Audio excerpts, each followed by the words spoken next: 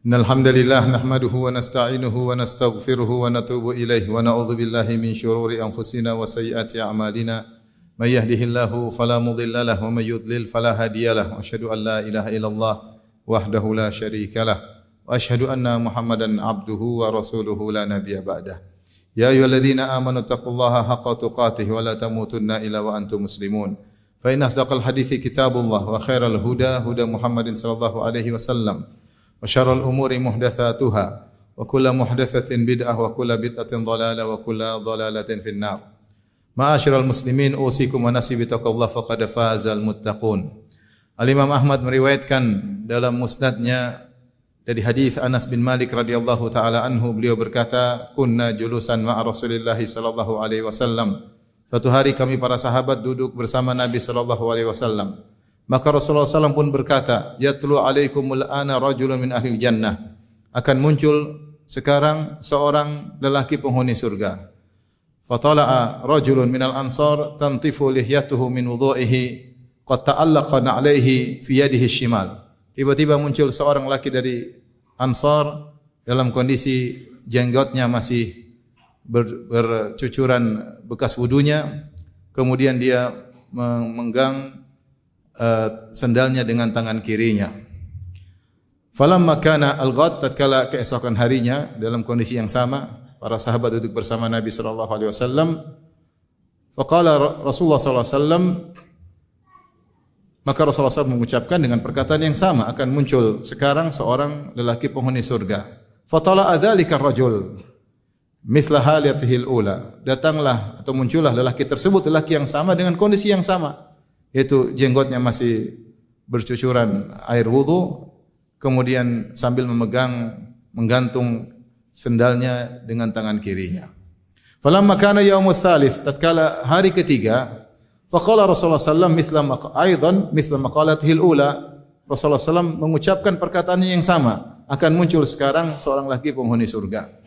Kemudian muncul pula laki tersebut ala halat mithli halatihi al-ula, dengan kondisi yang sama. Ya. Falamma qama Nabi sallallahu alaihi wasallam, setelah itu Rasulullah SAW bangkit berdiri dan pergi. Tabi'ahu Abdullah bin Amr bin Al-As radhiyallahu anhuma. Maka lelaki ini, seorang Ansari ini yang tidak diketahui namanya, diikuti oleh Abdullah bin Amr bin Al-As radhiyallahu taala anhuma. Kemudian Abdullah bin Amr bin Al-As radhiyallahu anhuma berkata kepada lelaki ini, "Ya Abdullah, wahai fulan, inni la haitu abi, saya ada masalah dengan ayahku. Wa aqsamtu alla adkhula alaihi thalathan, dan aku telah bersumpah untuk tidak nginap di rumah ayahku selama 3 hari. Fa in ra'ait an tu'yani ilaika hatta tamdi fa'alt." Kalau memang kau mengizinkan aku untuk tinggal bersamamu selama 3 hari, selama 3 malam, jazakallah khair, saya sangat berharap. Maka orang tersebut berkata, "Na'am, silakan." Akhirnya Abdullah bin Amr bin Al-As radhiyallahu anhu pun tidur di rumah orang tersebut selama 3 malam. Kata Anas bin Malik radhiyallahu taala anhu, "Fa kana Abdullah yuhaddits." Maka setelah itu Abdullah bin Amr bin Al-As bercerita tentang kisahnya bersama lelaki tersebut selama 3 malam. Falam yarahu yaqumu minal laili syai'a. Ternyata orang ini selama 3 malam tidak pernah salat malam. Ghairu annahu idza ta'arra minal lail wa taqallaba ala firashihi dzakara Allah wa kabbar hatta yaquma li salatil fajar. Hanya saja kalau di malam hari dia terjaga, terbangun, maka dia segera berzikir kepada Allah. Lelaki ini yang disebut oleh Nabi penghuni surga selama 3 hari berturut-turut. Dan dia bertakbir kepada Allah Subhanahu wa taala. Demikian, dia tidak bangun malam, tapi kalau setiap dia terjaga, dia berzikir kepada Allah Subhanahu wa taala sampai akhirnya salat subuh. Yaqulu Abdullah juga berkata di antara keistimewaan orang ini, "Ghairu anni la asma'hu yaqul illa khairan." Hanya saja aku tidak pernah mendengar orang ini berkata-kata kecuali kebaikan. Ya. Tidak pernah berkata-kata buruk kepada istrinya, kepada anaknya, tentang orang lain, enggak ada. Dia ngomong selalu baik-baik saja. Ya. Falamma madat thalath layalin, tatkala sudah lewat 3 hari, kata Abdullah bin Amr bin Al-As, "Kitu an ahtaqira amalahu." Aku hampir-hampir meremehkan amal orang ini. Ini orang ini kenapa ya? Ya, aku hampir-hampir meremehkan amalannya. Maka aku pun berkata kepada dia, akhirnya Abdullah bin Amr bin Al-As jujur dan menyampaikan kepada dia, Ya, sebenarnya tidak ada masalah dengan orang tuanya. Dia mengatakan, "Ya Abdullah wahai fulan, lam yakun baini wa baina abi ghadabun wala hajarun." Sungguhnya tidak ada permasalahan antara aku dengan ayahku, tidak ada kemarahan, tidak ada saling memboikot, diam-diaman antara aku dengan ayahku. Hanya saja aku mendengar Rasulullah SAW berkata tentangmu, 3 hari berturut-turut akan muncul seorang lelaki penghuni surga. Fattala'ta anta, dan kau yang keluar selama 3 hari tersebut. Apa sih amalanmu?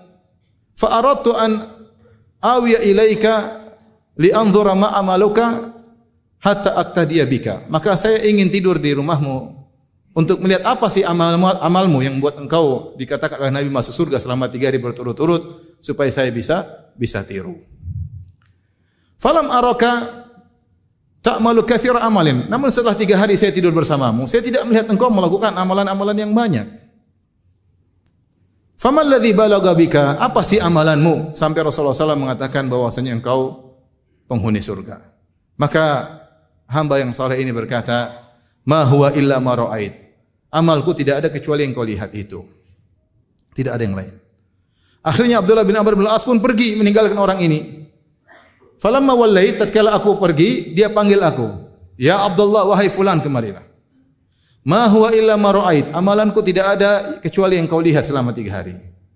"Ghairu anni la ajidu fi nafsi li ahadin minal muslimina ghishan wa la ahsudu ahadan ala khairin a'tahu Allahu iyyah." Hanya saja aku tidak pernah punya perasaan yang buruk kepada seorang pun, ya, dongkol kepada seorang pun, tidak ingin orang lain menimpa keburukan sama sekali. Aku tidak punya niat yang buruk sama seorang pun, dan aku tidak pernah hasad atas kenikmatan yang Allah berikan kepada siapapun. Maka kata Abdullah bin Abdul As, "Hadhihi allati balagat bika hiya allati la nutiquha." Ini yang amalmu yang luar biasa, inilah yang kami tidak mampu melakukannya. Ma'asyiral muslimin, inilah di antara amalan penghuni surga yang bersih hatinya, selamat hatinya, tidak pernah hasad kepada seorang pun, tidak dongkol kepada seorang pun, tidak menginginkan keburukan kepada seorang pun. Dan amalan hati adalah amalan yang sangat besar, yang menjadi pusat perhatian Allah Subhanahu wa taala. Kata Nabi sallallahu alaihi wasallam, "Innallaha la yanzuru ila ajsamika la yanzuru ila ajsamikum wala ila suwarikum walakin yanzuru ila qulubikum wa a'malikum." Sungguhnya Allah tidak melihat kepada rupa kalian, Allah tidak melihat kepada fisik kalian, tapi yang Allah lihat adalah hati kalian dan amalan kalian. Rasulullah sallallahu alaihi wasallam yang pernah berkata dengan menunjuk kepada dadanya 3 kali, kata Rasulullah SAW, "At-taqwa hahuna, at-taqwa hahuna, at-taqwa hahuna." Takwa tempatnya di sini. Takwa tempatnya di sini. Takwa tempatnya di sini. Bihasbi minasyarri an yahqira akhahul muslim. Cukup seorang ditimpa dengan keburukan ketika dia merendahkan saudaranya, meremehkan saudaranya.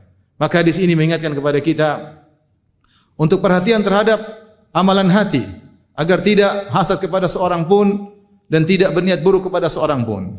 Dan ini berdampak pada amalan lisan. Lihatlah orang ini tidak pernah berkata-kata keburukan kepada siapapun. Dia tidak pernah berkata-kata buruk kepada istrinya, kepada anaknya, kepada temannya, kepada tetangganya, kepada orang yang hadir ataupun yang tidak hadir.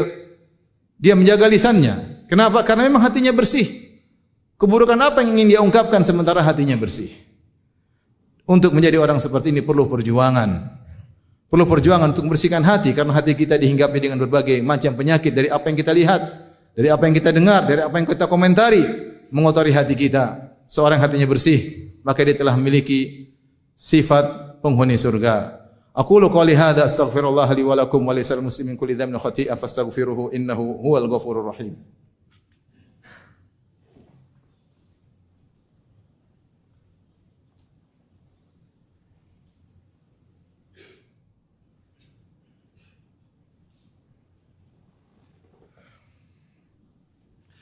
Alhamdulillahi ala ihsanihi wa syukru lahu ala taufiqihi wa amtinanihi wa asyhadu an la ilaha illallah wahdahu la syarika lahu ta'ziman li sya'nihi wa asyhadu anna Muhammadan abduhu wa rasuluhu da'ila ridwanihi. Allahumma salli alaihi wa ala alihi wa ashabihi wa ikhwanihi. Ma'asyiral muslimin, Di antara hal-hal yang bantu kita untuk membersihkan hati kita dari hasad, ya karena ternyata di antara ciri penghuni surga adalah orang yang bersih dari hasad. Maka ada beberapa perkara yang perlu kita renungkan agar kita bisa melawan hasad yang menjangkiti hati kita. Karena hasad sering bercokol di hati kita, namun kita berusaha untuk mengusirnya. Sampai-sampai Syekhul Islam Ibnu Taimiyah pernah berkata, la yakhlu jasadun min hasad. Tidak ada jasad yang selamat dari hasad. Ya. Hasad selalu mengintai. Melihat orang lain punya kenikmatan, dapat kenikmatan, kita hasad. Tidak senang. Ada orang berhasil jadi hartanya banyak, kita hasad. Seorang naik pangkat, kita hasad. Seorang menjadi pejabat, kita hasad. Seorang mobilnya lebih bagus, kita hasad. Seorang dakwanya lebih berhasil, kita hasad. Seorang lebih sukses dalam usahanya, kita hasad. Dan banyak hal. Nah, bagaimana kita bisa membersihkan hati kita? Di antaranya, yaitu kita berdoa kepada Allah Subhanahu wa taala agar hati kita dibersihkan dari hasad, ya.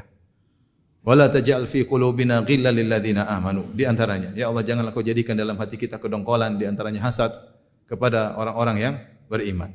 Di antara juga doa Nabi sallallahu alaihi wasallam, waslul sakhimata qalbi. Ya Allah, cabutlah penyakit-penyakit hatiku. Di antara penyakit berbahaya adalah hasad. Yang kedua, sungguhnya hasad adalah akhlak dari makhluk-makhluk yang buruk. Dia adalah akhlaknya iblis yang hasad kepada Nabi Adam alaihissalam. Dia adalah akhlaknya Qabil dan kepada Habil yang akhirnya membunuh Habil. Karena kurbannya Habil diterima, kurbannya Qabil tidak diterima. Dia adalah akhlaknya Yahudi yang hasad kepada Nabi SAW, hasadan min indi anfusihim, hasad kepada Nabi dan hasad kepada kaum muslimin. Kenapa? Karena Nabi terakhir ternyata bukan dari kalangan Yahudi, tapi dari kalangan Arab. Maka mereka pun hasad dan tidak mau beriman kepada Nabi Muhammad SAW. Itu adalah hasad akhlaknya Abdullah bin Ubay bin Salul, tokoh orang-orang munafik. Sungguhnya sebelum Nabi berhijrah ke kota Madinah, Madinah ditempati oleh dua suku besar, yaitu suku Al-Aus dan suku Al-Khazraj. Yang kedua suku inilah suku yang bersaudara, namun terjadi pertikaian besar di antara mereka. Sampai akhirnya terjadi perang besar namanya Perang Bu'ath.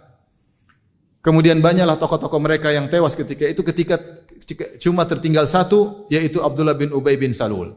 Maka penduduk kota Madinah berniat untuk mengangkat Abdullah bin Ubay bin Salul sebagai pemimpin kota Madinah atau kota Yathrib sebelumnya.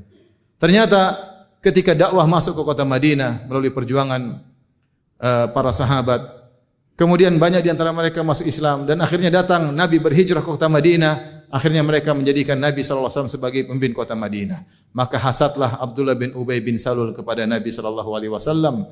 Maka dia tidak mau masuk Islam di awalnya. Namun tatkala Islam semakin berjaya, kemudian dia menyatakan Islam, namun hatinya menyimpan hasad yang besar. Maka inilah sifat orang-orang munafik. Tentunya kita tidak ingin memiliki sifat makhluk-makhluk terburuk di atas muka bumi ini, dan hasadlah sifat mereka. Di antara keburukan hasad, orang yang hasad dia protes kepada pemberian Allah Subhanahu wa taala. Seakan-akan dia mengatakan, "Ya Allah, kenapa Kau berikan kepada si fulan jabatan? Kenapa Kau berikan kepada si fulan kenikmatan? Kenapa tidak diberikan kepada saya?" Dia protes seakan-akan Allah tidak tahu apa yang Allah lakukan. Allah tidak mengerti apa yang harus dilakukan. Ini bentuk protes kepada pembagian Allah Subhanahu wa taala. Kemudian antara hal yang bisa membantu kita terlepas dari hasad, kita positive thinking. Seandainya Allah berikan kita nikmat tersebut, belum tentu kita bisa mensyukurinya. Belum tentu. Kita lihat orang jadi pejabat, pingin seperti dia, belum tentu kita bisa menjalankan tugas sebagai seorang pejabat.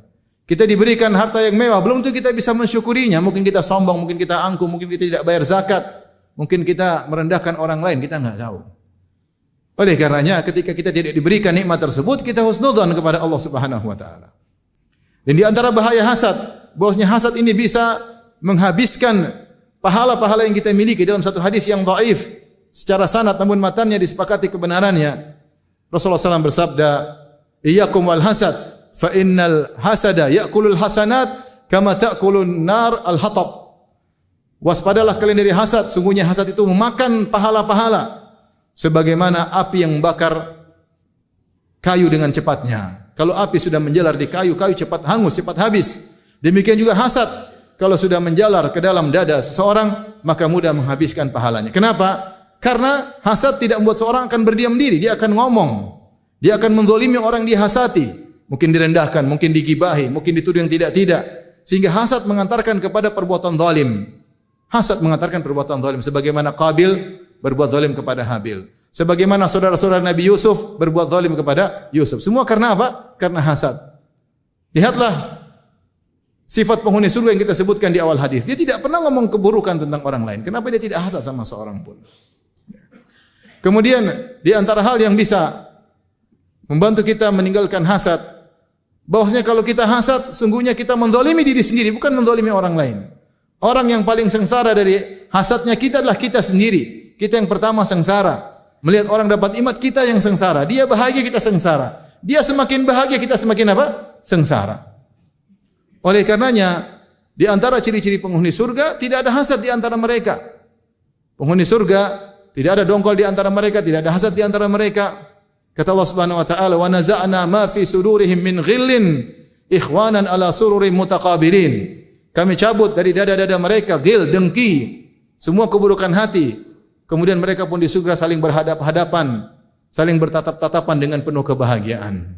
Orang yang hasad, orang yang sengsara, hanya menyengsarakan dirinya sendiri. Maka sungguh aneh penyakit ini. Dia ingin menzalimi orang lain, ternyata dia menzaliminya dirinya terlebih dahulu. Dan terakhir, kalau seorang hasad, kebanyakan hasadnya tidak merubah kondisi. Jika kita hasad sama orang kaya, apakah setelah kita hasad dia jadi miskin? Tidak merubah kondisinya. Jika kita hasad kepada orang lebih tampan, apakah membuat wajahnya menjadi jelek? Tidak merubah kondisi. Kita hanya menyiksa diri kita. Inilah adalah akhlak yang sangat buruk, perusak kebahagiaan seseorang. Semoga Allah Subhanahu wa taala membersihkan kita dari penyakit-penyakit hasad dan semoga Allah Subhanahu wa taala menjadikan kita para penghuni surga. Innallaha malaikatahu yusholluna 'alan nabi ya ayyuhalladzina amanu shallu 'alaihi wa sallimu taslima. Allahumma shalli 'ala Muhammad wa 'ala ali Muhammad kama shallaita 'ala Ibrahim wa 'ala ali Ibrahim innaka Hamidum Majid. Wa barik 'ala Muhammad wa 'ala ali Muhammad kama barakta 'ala Ibrahim wa 'ala ali Ibrahim innaka Hamidum Majid. Allahumma ighfir lil muslimina wal muslimat wal mu'minina wal mu'minat al ahya'i minhum wal amwat innaka sami'un qaribun mujibud da'wat wa ya qadhiyal hajat. Allahumma ati nufusana taqwaha wa zakkiha anta khairu man zakkaha anta waliyuha maulaha. Rabbana zalamna anfusana wa illam taghfir lana wa tarhamna lanakunanna minal khasirin. Rabbana atina fid dunya hasanah wa fil akhirati hasanah wa qina adzabannar wa aqimus shalah.